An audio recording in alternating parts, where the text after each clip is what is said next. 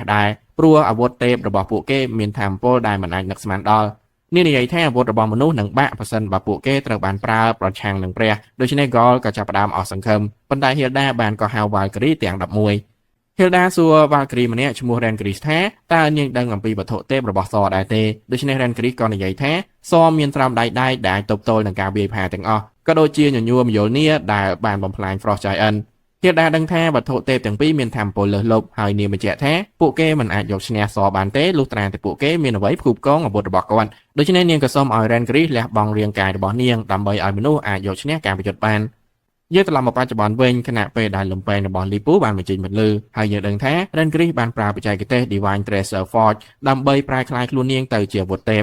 Lipu អាចមានព្រៀបទៅលើសបានហើយ Lipu រៀបនឹងវាយផាសដូច្នេះសក៏រៀបរៀងការវាយផានោះដោយប្រើស្រោមដៃរបស់គាត់ប៉ុន្តែយើងដឹងថា Rencris មានថាមពលបំផ្លាញរាល់ខែលទាំងអស់ហើយស្រោមដៃរបស់សក៏បានបែកដែលធ្វើឲ្យគ្រប់គ្នាភ្ញាក់ផ្អើលព្រោះស្រោមដៃនោះត្រូវបានចាត់ទុកថាជាគ្រឿងសឹកដ៏អស្ចារ្យបំផុតនៅលើឋានសួគ៌យើងដឹងថាញញួរមយលនាត្រូវបានគេនិយាយថាមានថាមពលលើសលប់ដែលអាចបំផ្លាញទ្វីបទាំងមូលបានហើយគ្មាននរណាអាចកាន់វាបានឡើយព្រោះគ្មាននរណាម្នាក់អាចទប់ទល់នឹងថាមពលដ៏មហិមារបស់វាបានប៉ុន្តែសបានប្រើស្រោមដៃដើម្បីការពារដៃរបស់គាត់ប៉ុន្តែដោយសារឥឡូវនេះស្រោមដៃម្ខាងត្រូវបានបំផ្លាញមនុស្សក៏ចាប់ផ្ដើមអបអរព្រោះពួកគេគិតថាសមិនអាចប្រើញញួរមយលនាបានទៀតទេ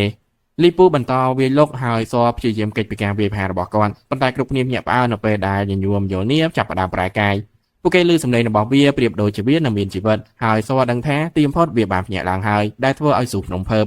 ស៊ូបង្ហាញថារឿងព្រេងត្រូវបានគេធ្វើឲ្យយល់ច្រឡំព្រោះស្រោមដៃទាំងពីរនោះមិនត្រូវបានផលិតឡើងដើម្បីការពារសពីមយលនាទេប៉ុន្តែដើម្បីរារាំងថាមពលរបស់សដើម្បីកុំឲ្យគាត់កំទេចវាមុនពេលវាភ្ញាក់ឡើ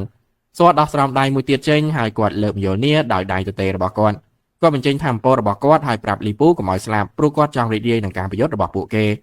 េព្រះមានការរំភើបពេលឃើញសកាន់យលនាដោយមិនទប់កម្លាំងជាលើកដំបូងហើយសស្រាប់តែគប់វាទៅរក Lipu ដែល Lipu ស្ទើរតែមិនអាចគេចពីវាបានហើយគាត់ក៏ត្រៀមខ្លួនដើម្បីវាយបកវិញប៉ុន្តែយលនាក៏ត្រឡប់មកវិញដូច្នេះ Lipu ក៏ប្រើលំពេងរបស់គាត់ដើម្បីគេចពីវាហើយនៅពេលដែលយលនាត្រឡប់ទៅដល់ដៃរបស់សវិញសក៏ប្រើល្បឿនពីការគប់យលនាដើម្បីបញ្ចេញការវាយផាដ៏ខ្លាំងក្លាមួយព្រះស្គាល់ថាវាជាក្បាច់ដែលសបានប្រើដើម្បីកម្ចាត់ពស់ពិភពលោកប៉ុន្តែ Lipu ញញឹមខណៈដែលគាត់ស្ទុះចូលហើយតទល់ជាមួយនឹងការវាយផានោះ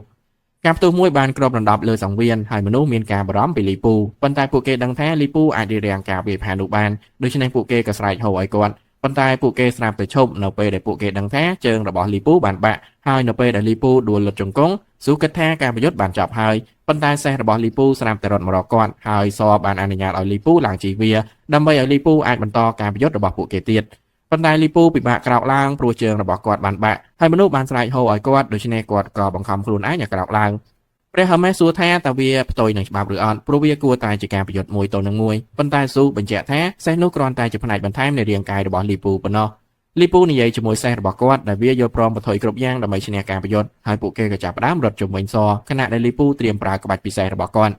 សិស្សម្នាក់របស់ Lipu រំលឹកពីពេលដែលគាត់បានឃើញ Lipu វឹកហាត់ព្រោះ Lipu ចង់ធ្វើឲ្យក្បាច់របស់គាត់ល្អឥតខ្ចោះហើយគាត់ក៏បានធ្វើឲ្យបាក់លំពេងរាប់មិនអស់នៅពេលដែលគាត់បន្តកវីវាអស់ជាច្រើនឆ្នាំទីបំផុត Lipu ក៏បានហាត់ស្ទាត់ជំនាញក្បាច់របស់គាត់ដែលបំបែកមេឃជាពីរប៉ុន្តែយើងដឹងថាគាត់មិនដែលប្រើវាប្រឆាំងនឹងនរណាម្នាក់ឡើយព្រោះគូប្រជែងទាំងអស់របស់គាត់មិនអាចប្រៀបផ្ទឹមនឹងគាត់បានយើងត្រឡប់មកបច្ចុប្បន្នវិញនៅពេលដែលសិស្សរបស់ Lipu រងចាំមើល Lipu ប្រើក្បាច់ចុងក្រោយរបស់គាត់ហើយ Lipu ក៏បានស្ទុះទៅរកសដែលសរំភើបចង់ឃើញអ្វីដែល Lipu អាចធ្វើបានពួកគេទាំងពីរប្រើក្បាច់ចុងក្រោយរបស់ពួកគេរៀងៗខ្លួនហើយបង្គោលពន្លឺមួយក៏បានទម្លុះមេឃខណៈពេលដែលពួកគេវាយផាគ្នាទៅវិញទៅមកប៉ុន្តែ Lipu មិនអាចទប់ទល់បានហើយ Rencris ក៏បានស្លាប់ខណៈពេលដែលអាវុធរបស់នាងត្រូវបានបំផ្លាញដូច្នេះគ្រប់គ្នាដឹងថាវាចប់ហើយសម្រាប់ Lipu សប្បាយចិត្តដែលគាត់បានរកឃើញដៃគូដ៏ស័ក្តិសមហើយគិតអំពីរឿងដែលគាត់បានព្យាយាមគ្រប់យ៉ាងប៉ុន្តែគាត់នៅតែមិនអាចយកឈ្នះសបានគាត់ស្ទុះទៅរកសម្ដងទៀតហើយគាត់រីករាយនឹងពេលវេលាចុងក្រោយរបស់គាត់ខណៈដែលសបានសម្លាប់គាត់Heimdall ប្រកាសថាសគឺជាអ្នកឈ្នះហើយព្រះក៏អបអរខណៈដែលអ្នកចម្បាំងសាមក៏កាន់ទុកចំពោះការស្លាប់របស់ Lipu ប៉ុន្តែពួកគេរីករាយដែល Lipu បានស្លាប់ដោយស្នាមញញឹមនៅលើមុខរបស់គាត់ព្រះចាប់ផ្ដើមអួតថាមនុស្សមិនអាចឈ្នះពួកគេបានទេព្រោះពួកគេជាបុគ្គលខ្ពង់ខ្ពស់ហើយ Heimdall ប្រាប់សឲ្យដើរតាមគាត់ទៅច្រកចេញប៉ុន្តែសិស្សរបស់ Lipu បានបញ្ឈប់គាត់ហើយពួកគេនិយាយថាវត្តមានរបស់ពួកគេគ្មានន័យអ្វីទេបើគ្មានគ្រូរបស់ពួកគេដោយប្រាប់សឲ្យអនុញ្ញាតឲ្យពួកគេចូលរួមជាមួយនឹង Lipu ដែរដូច្នេះសក៏សម្រេចចិត្តបំពេញបំណងរបស់ពួកគេហើយគាត់ក៏បានបំផ្លាញពួកគេដោយប្រើរន្ទះដ៏ខ្លាំងក្លាប៉ុន្តែគាត់បានអរគុណពួកគេសម្រាប់ការបម្រើជាដង្វាយទៅកាន់មិត្តរបស់គាត់ Lipu